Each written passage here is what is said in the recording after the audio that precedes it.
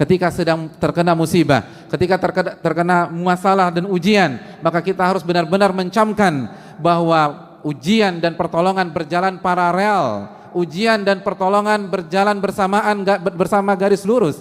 Tidak mungkin ujian meninggalkan pertolongan, tidak mungkin masalah meninggalkan pertolongan, karena Allah lah yang memberikan kita ujian, sebagaimana Allah juga yang memberikan kita pertolongan. Allah Subhanahu wa taala berfirman dalam hadits qudsi, "Ana 'inda dhanni 'abdi bi, in khairan fa khairun wa in syarran fa syarr." Aku tergantung prasangka hambaku terhadap diriku. Aku tergantung keyakinan hambaku terhadap diriku. Kalau keyakinan dan prasangkanya baik, maka akan baik yang akan terjadi.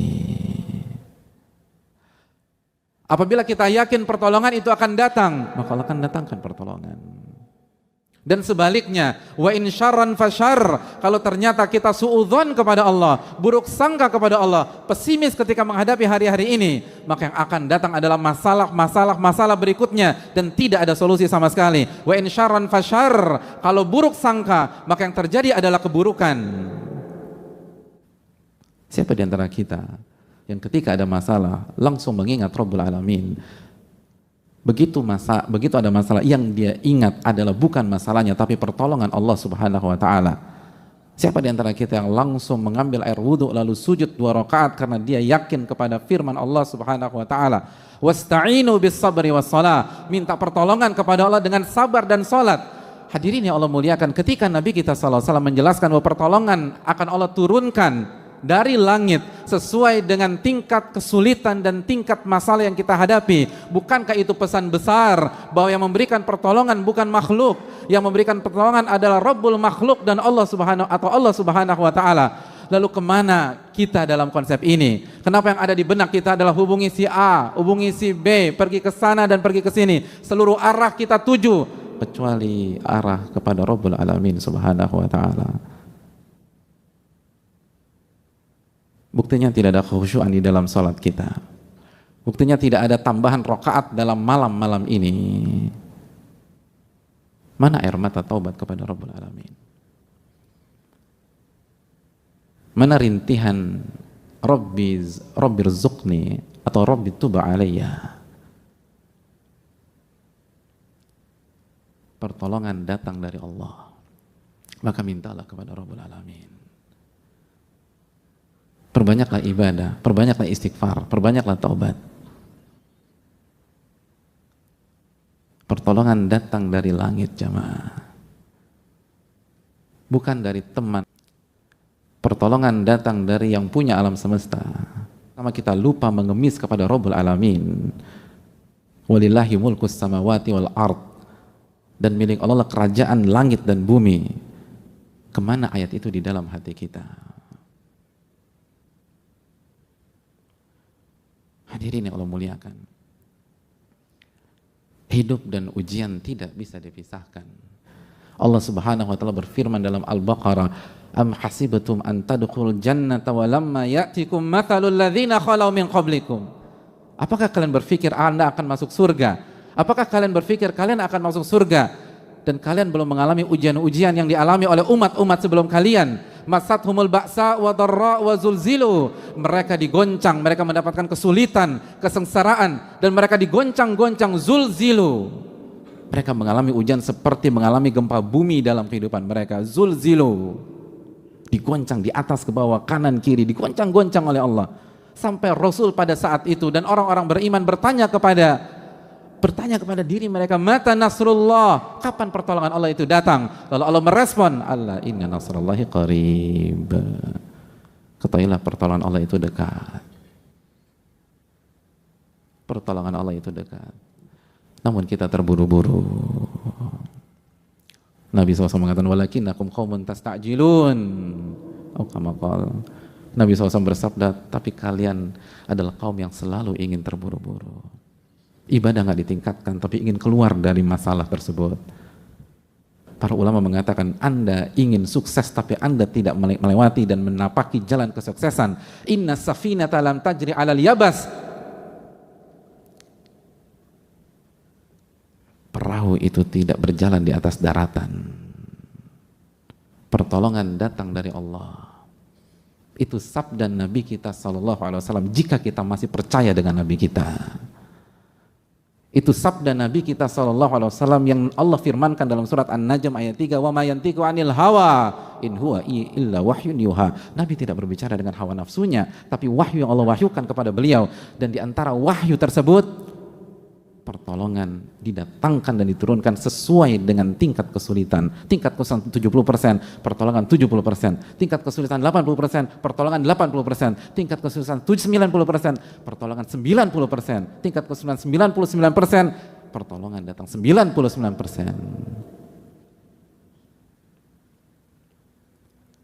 Fa'tabiru ya ulil albab.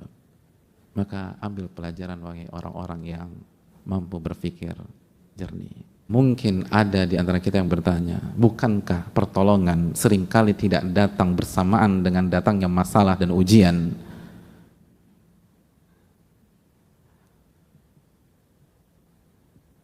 Dan itu yang saya alami sendiri. Ma'asyiral muslimin, Nabi SAW melanjutkan hadisnya dengan mengatakan, wa anna sabra ya'til abda ala qadril musibah. Dan kesabaran Allah datangkan kepada seorang hamba sesuai dengan beratnya musibah. Betul, masalah datang di bulan Januari misalnya, atau di bulan Februari, atau di bulan Maret, lalu sampai sekarang pertolongan yang clear itu belum terlihat. Tapi Allah memberikan solusi, Allah berikan kesabaran yang membuat kita bisa menjalani hari-hari berat tersebut sampai benar-benar semuanya diselesaikan oleh Allah Subhanahu wa taala. Dan kesabaran yang Allah berikan sesuai dengan beratnya musibah yang kita rasakan. Kesabaran yang Allah berikan sesuai dengan rasa sakit yang kita rasakan. Kesabaran yang Allah berikan sesuai dengan kekuatan yang kita butuhkan. Wa anna sabara ya'til 'abda 'ala qadril musibah. Sabar akan didatangkan kepada hamba sesuai dengan beratnya musibah. Ini menunjukkan bahwa tidak ada alasan dan tidak ada pintu masuk untuk pesimistis. Tidak ada alasan dan tidak ada pintu masuk untuk lemah, untuk galau, untuk putus asa. Karena semua diberikan oleh Allah Subhanahu wa taala. Dan diberikan, bahasanya itu dikasih, datang dari langit. Maka tidak ada alasan untuk tidak pede dengan diri kita sendiri. Tidak ada alasan mengatakan saya nggak mampu, saya nggak sanggup. Betul, siapa yang sanggup di antara kita? Sedangkan Allah berfirman dalam surat An-Nisa ayat 28, wa khuliqal insanu dha'ifa. Manusia diciptakan dalam kondisi lemah. Tapi yang perlu kita ingat, ini diberikan oleh Allah Subhanahu wa taala. Ini bukan tentang kekuatan kita, tapi pertolongan yang Allah diberikan kepada kita. Ini bukan tentang kemampuan sabar yang lahir dari dalam diri kita semata, tapi kemampuan sabar yang Allah berikan kepada kita. Maka tidak ada alasan membuka pintu kepada syaitan sehingga syaitan melemahkan kita, merasa kita lemah, merasa kita down, merasa kita nggak mampu menghadapi ini semua. Karena ini bukan tentang kemampuan kita memang lemah, itu sudah confirm dari Allah Subhanahu wa taala. Tapi kita dikasih kekuatan untuk sabar dari Allah Subhanahu wa taala, dan Allah nggak mungkin bohong, Allah nggak mungkin keliru, Allah tidak mungkin mempermainkan kita. Alif Lam Mim, dzalikal kitabul la raiba fihi hudal lil muttaqin. Alif Lam Mim, kitab ini tidak ada keraguan sama sekali. Yang disampaikan adalah hak, tidak boleh diragukan dan tidak ada keraguan sama sekali. Sebagai petunjuk bagi orang-orang yang bertakwa. Dan Allah menyatakan demikian. Allah menyatakan demikian, bahwa kesabaran akan didatangkan sesuai dengan beratnya musibah. Artinya tidak ada alasan untuk pesimis seberat apapun masalah yang kita hadapi. Dan jangan pernah buka pintu kepada syaitan. Jangan pernah buka pintu kepada syaitan. Karena seluruh pesimisme itu datang dari syaitan. Allah berfirman tentang syaitan di dalam Al-Baqarah ayat 268. Asyaitanu ya'idukumul faqra wa ya'murukum bil fahsya. Syaitan selalu menjanjikan kalian kefakiran dan terus kefakiran. Lalu dia akan mengajak Anda melakukan kekejian.